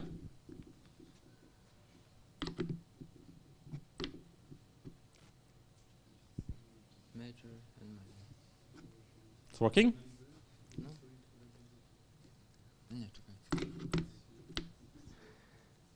Yeah. Sorry, one thing. Anyway, just to motivate Marek to work harder, he don't have a scrolling text on the screen, so doesn't look as geeky as me. What are we waiting for? Just reconfiguring Beacon. One second. Christmas. Because the alarm was off. Yeah, so the 1 hour after Marek previously turned on the beacon, so the beacon automatically turned off the motion sensing. Oh, there we go. Yeah, there we go. You can see the beacon matched. Unfortunately, I cannot show you the image from my phone, but I got an email about the toilet. So you can see how easy it is to interact with the beacon having just a simple PC. I brought my PC, but of course you can have tons of Raspberry Pis, any other small PCs, whatever you would like, even Apple TV, or just they are getting much more popular Android TV set-top boxes, so you can instantly use them for interacting with beacons. Who of you would like to get the, to be a part of the motion challenge during this hackathon? There was one path connected to the motion sensing. 2 people? You don't know right now? No? You don't have a Raspberry Pi, I guess. Right. Okay, so if you have any questions to me, I will be somewhere around for another couple of hours until I drink too much beer. No, just joking, of course. So I will pass the microphone to the Marek, and Marek will show you how to work with the beacons using Android, not Android, sorry. Give me iOS devices. Thank you. All right, 1 second.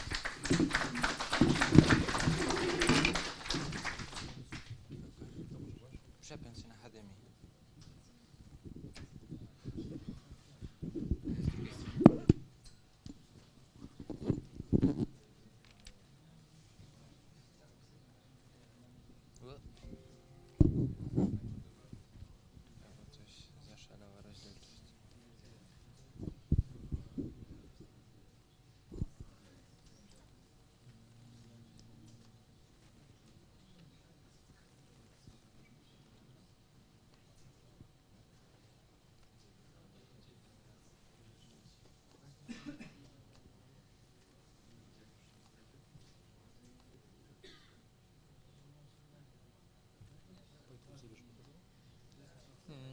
No, może na chwilkę tylko. Nie jest za małe. Jest okej.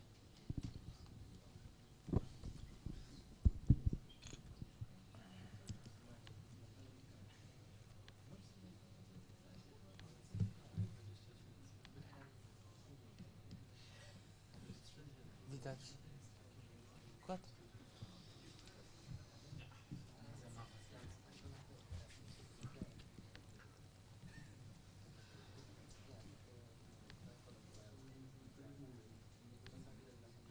Teraz powinien być jakaś taka przerwa. Marcin powinien tańczyć czy coś.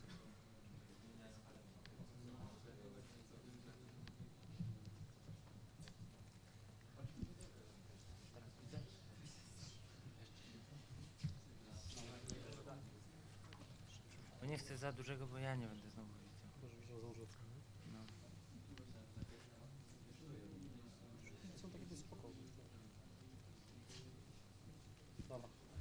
Is it readable now?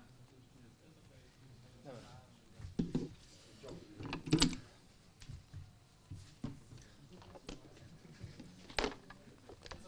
Tak?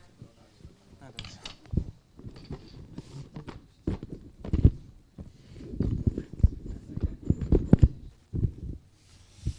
Okay, hi. My name is Marek. I'm the mobile lead at Kontakt.io now, and iOS developer. I'm not going to be doing much working and talking. I'm going to be showing you more just how to use the iOS SDK with the motion beacons. It's pretty straightforward. All the code is on GitHub, so you can download it. I just want to go through it and show you how to activate the motion functionality. And I know not many of you raised a hand when Łukasz asked about using the motion beacon, but I think it's very cool. And even if you don't want to use the motion beacon, okay, hold on, because I'm running out of energy. One second. This one's too weak.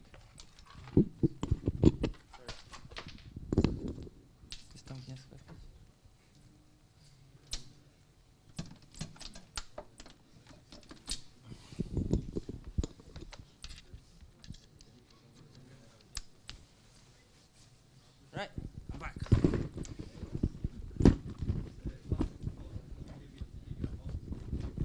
Yes, I will make it in a second, right?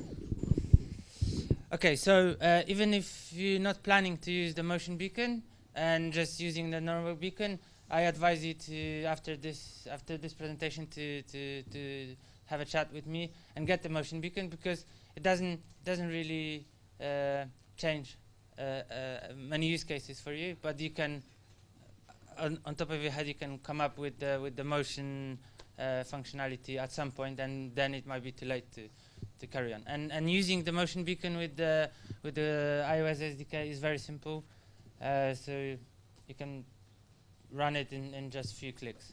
So I will just show you on our GitHub on Kontakt.io.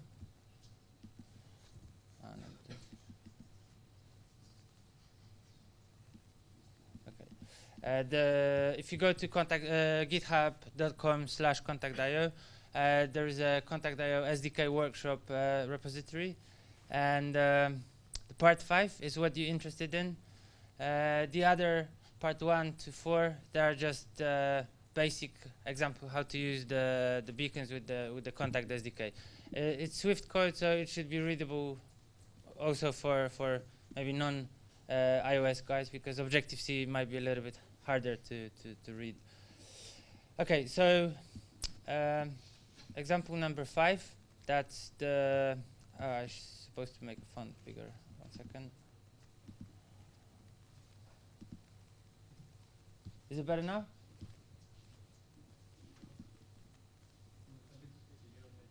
Okay.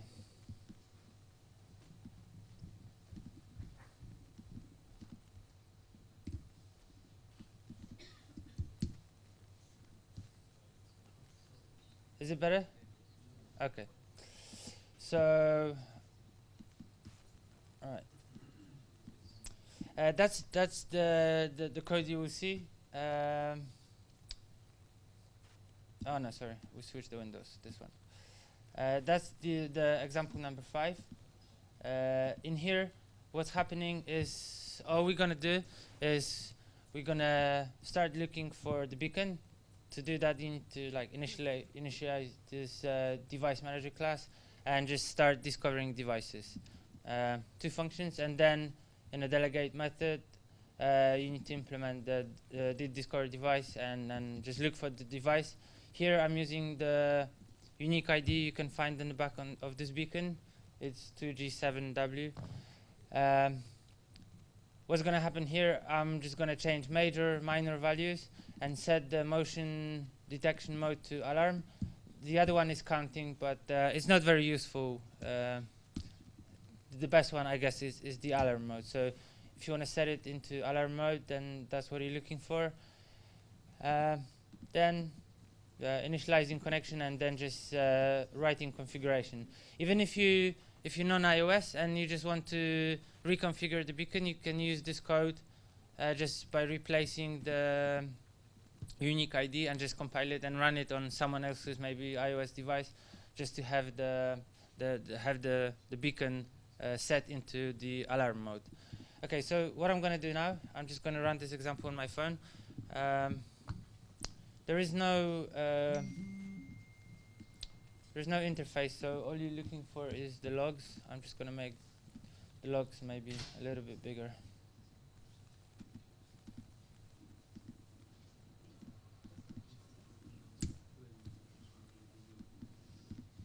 Right. So I'm just going to start this example. Oh, shit.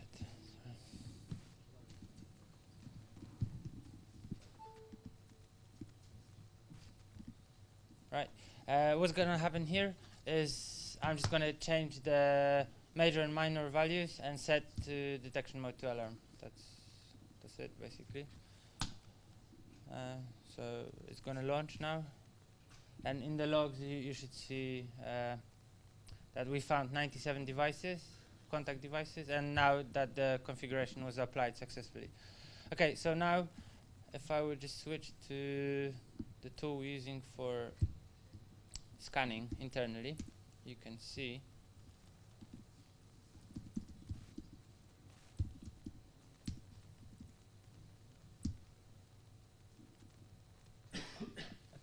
I'm not sure if you can see, but the major and minor values are 1, 2, 3, 4, and 5, 6, 7, 8. This is what we set in here. And now the beacon is set into the alarm mode. So if I sorry.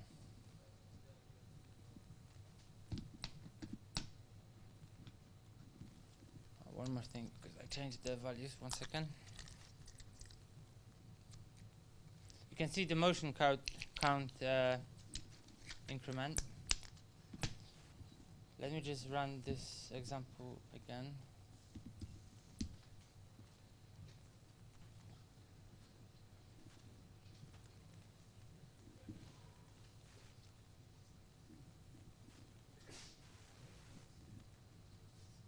Okay, fine.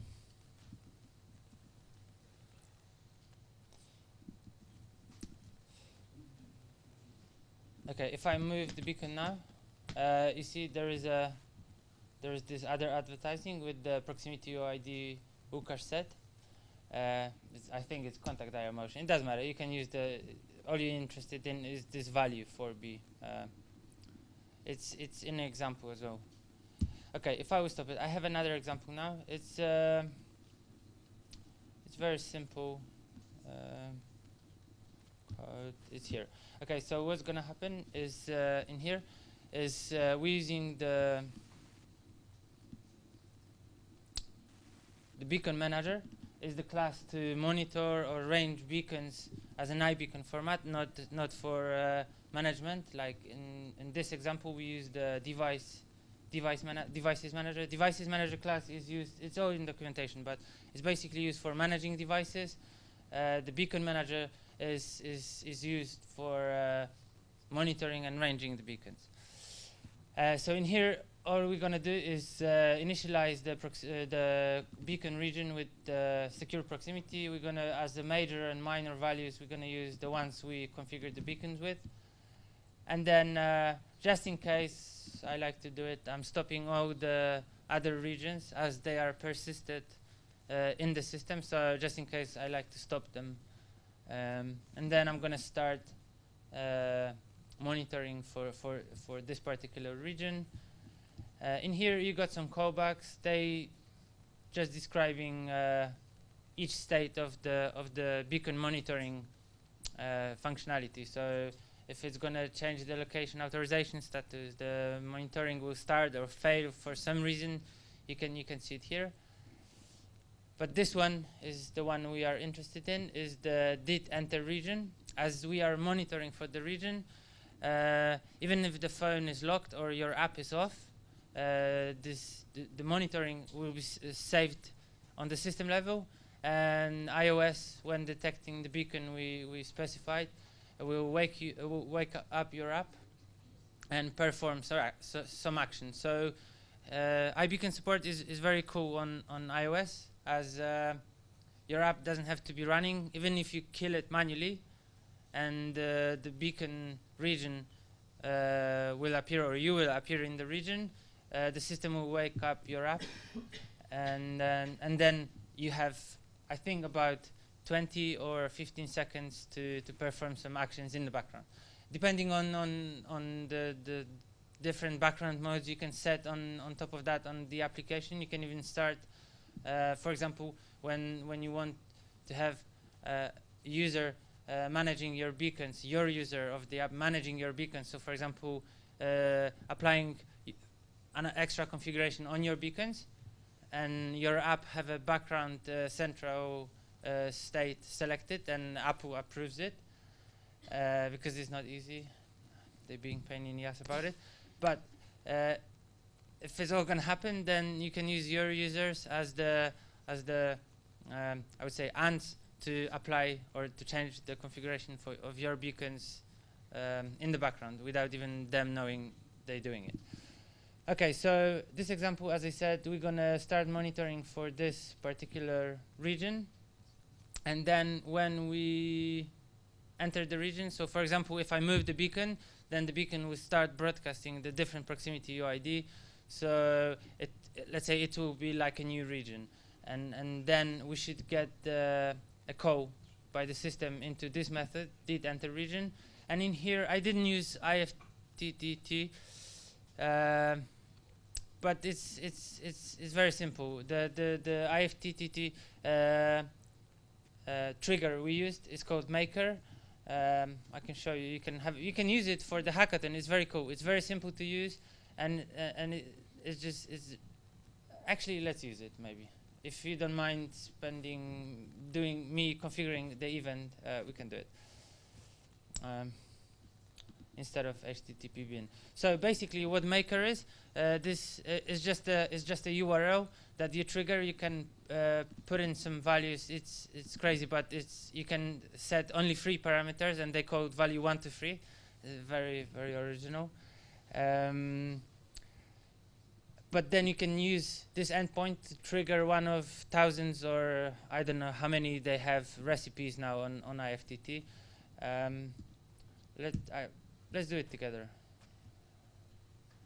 So we specify this. So if something happens, and we are interested in Maker here, so let's select this one.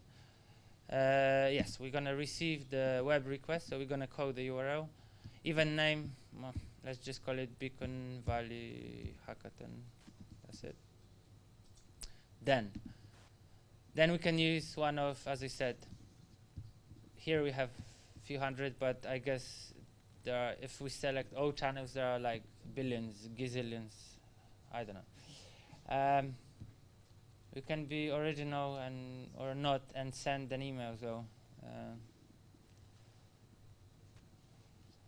I'm not gonna connect to like let's say we can connect to Google Docs and create an event or a trigger with IFTTT whenever we enter the region, and we code the URL with the parameters here, value 1, 2, 3. We can, let's say we send the proximity major and minor values and save it into the Google spreadsheet.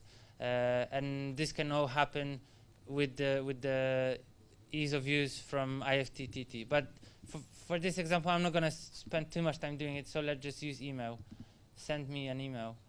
And yeah, let's say that's the body. So even name, occur at, and then we're going to send all the 3 values. Okay, so I'm going to create the action and create the recipe.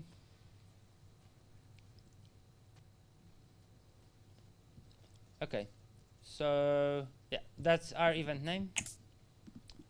We can put it here, and this is what we're looking for. So I'm just going to copy here.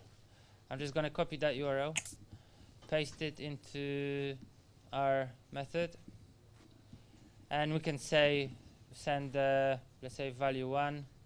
We can say it's going to be a region proximity UID and send it as a UID string, and then as value 2 we can do region major and sorry, let's do string. and then minor here, and that's going to be our value 3. So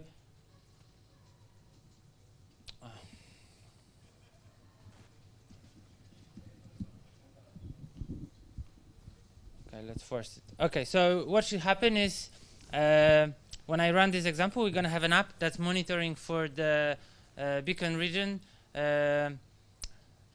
That's only occur when beacon is moving, and then the action for that should be we're going to code this maker endpoint, and what's going to happen here? We should receive an email with the values we specified here, so proximity, major, and minor, and yeah, and then but as I said, I selected an email, but you can select anything out of hundreds of thousands of actions IFTTT specify. So let's just run this example now.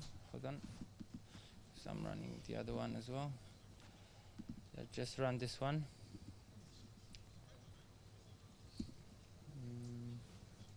Okay, we have a beacon here.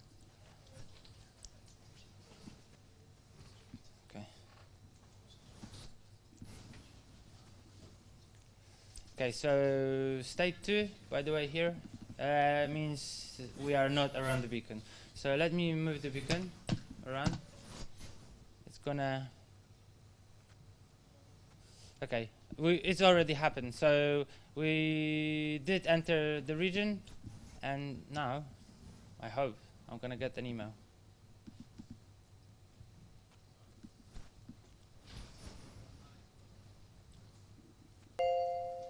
There we go.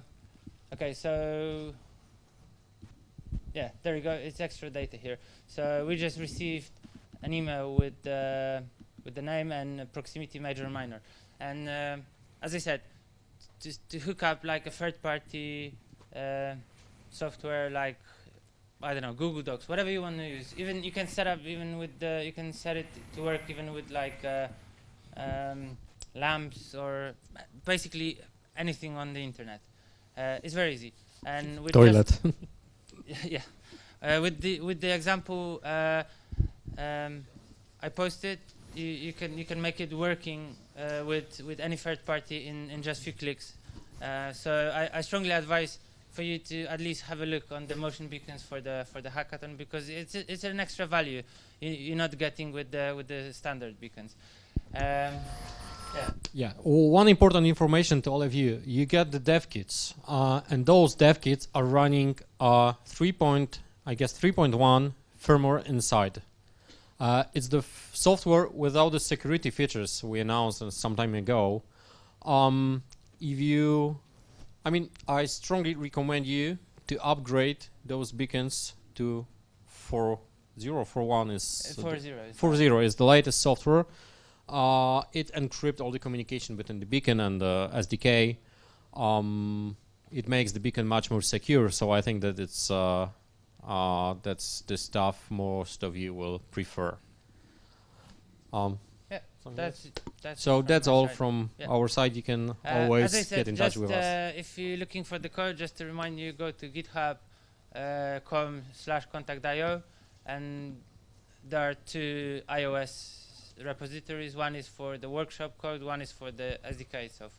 So you can find it all there. So, thank you. Thank you.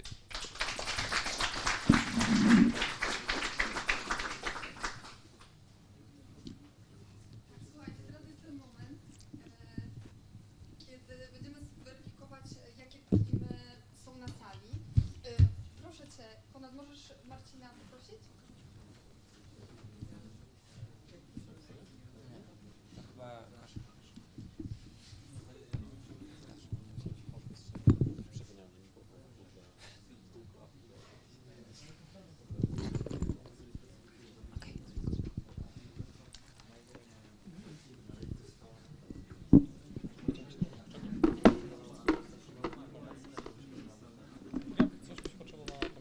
Macie pytania jakieś? Ja jestem cały czas.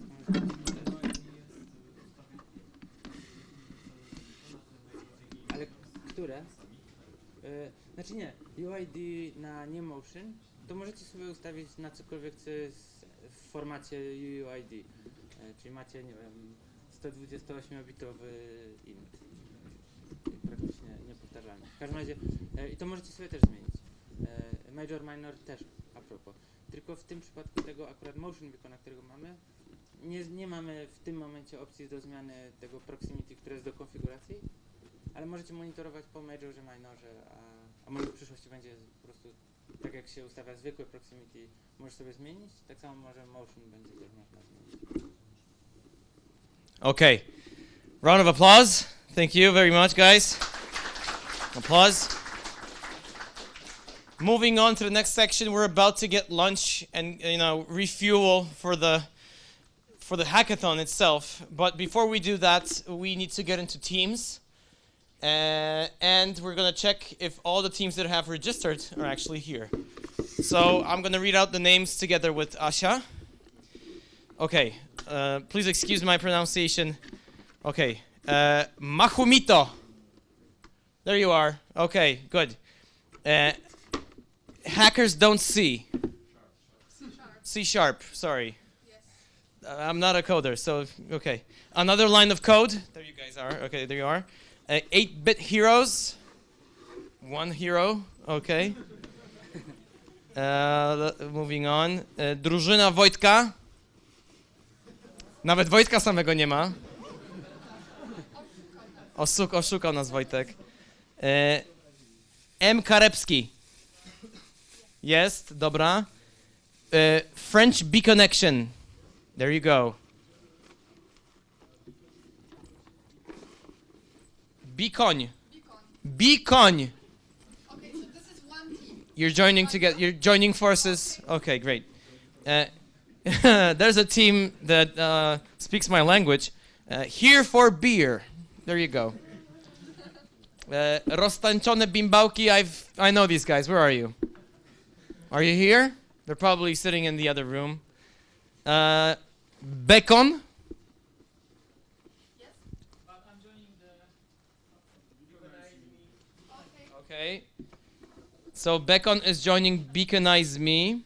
That sounds dirty. And moving on, find your meal. There you go. Okay. But are you alone? Is your team here? Not yet. Okay. Do we have anyone without a team? Is anyone looking for team members? Yeah? So those of you who are, can you come over here, introduce yourself, and tell us what your extraordinary skill is, if you're looking for something, and what you can do? I don't know. Maybe you can tell jokes. I don't know jokes. Okay. Hi, I'm Gosia. I'm a graphic designer with some background of front end, and I'm looking for a team. Okay. If anyone is looking for a graphic designer, there you go. And another fellow here, Kacper. Hello, I'm Kacper, and I'm starting programming, and I like programming in C++ and in some web language like JavaScript, but my prime language is C++, and I'm looking for a team. Okay, C++, graphics. Okay, guys, well, if you need anything, you can talk afterwards. And right now, we have a special thing from KBF, yes? Okay, we found a team, excellent. Beaconize Me, right? Intriguing. Okay, Kuba from KBF has a special challenge that he would like to talk about. I mentioned before that KBF has a challenge prepared for you, but Kuba will give you more details. So here you go, here we go.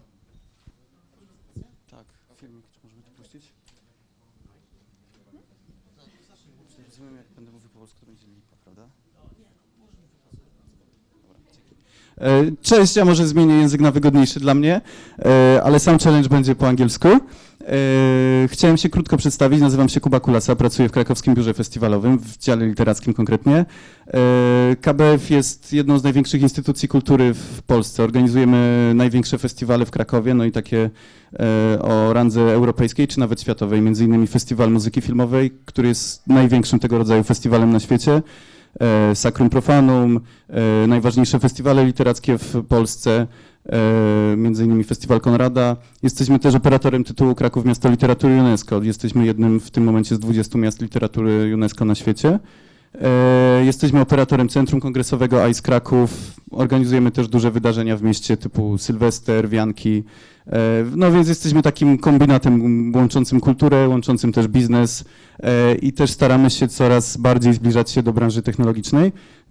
To jest trzeci hackathon organizowany przez Kontakt.io, na którym gościmy i myślę, że gościmy w sposób dla nas bardzo satysfakcjonujący, bo jak dotąd pojawiło się sporo bardzo ciekawych projektów, które były odpowiedzią na nasze wyzwania. Powstawały już aplikacje, które mają służyć między innymi opowiadaniu historii w przestrzeni miasta.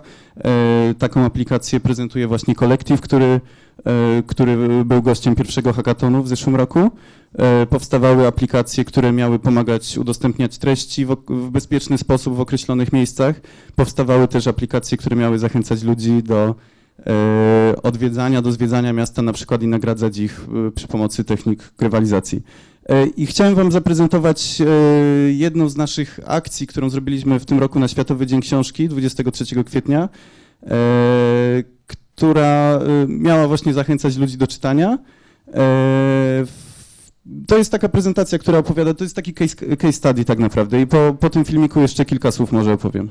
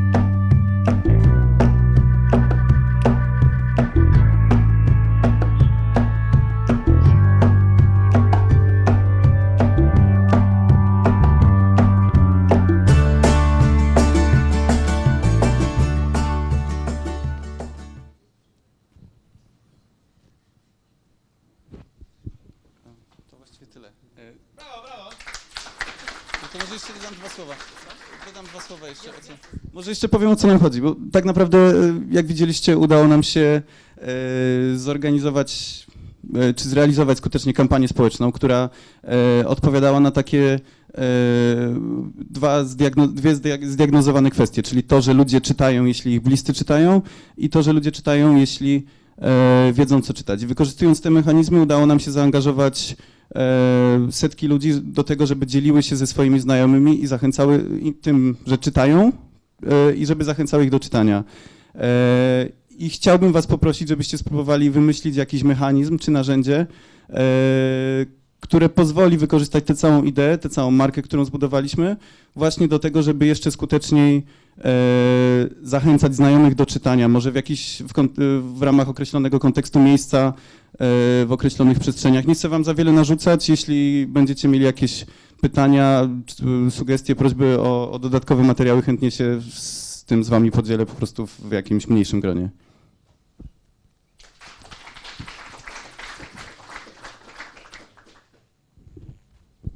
Okay, switching back to English, because I know you guys didn't speak English. Sorry, Polish. So, we're about to start hacking, but before we're gonna eat lunch. And before we eat lunch, I have one request. All of the team leaders from each of the teams, we need to register which challenge you're taking part in. So please come and talk to Asha here, and she will write down the challenge that you're taking, of your choosing. So I don't know if you have leaders, but now you have to choose a leader amongst you. Yeah, to be clear, you don't have to take those challenges. You can create your own app, but I need to register what kind of app you're gonna write this time. Right. So before you start hacking, please talk to Asha. Anything else? Lunch. So now, thank you very much, guys. Go refuel, get some lunch, and yeah, let's hack it. Let's do it. Thank you. Bravo.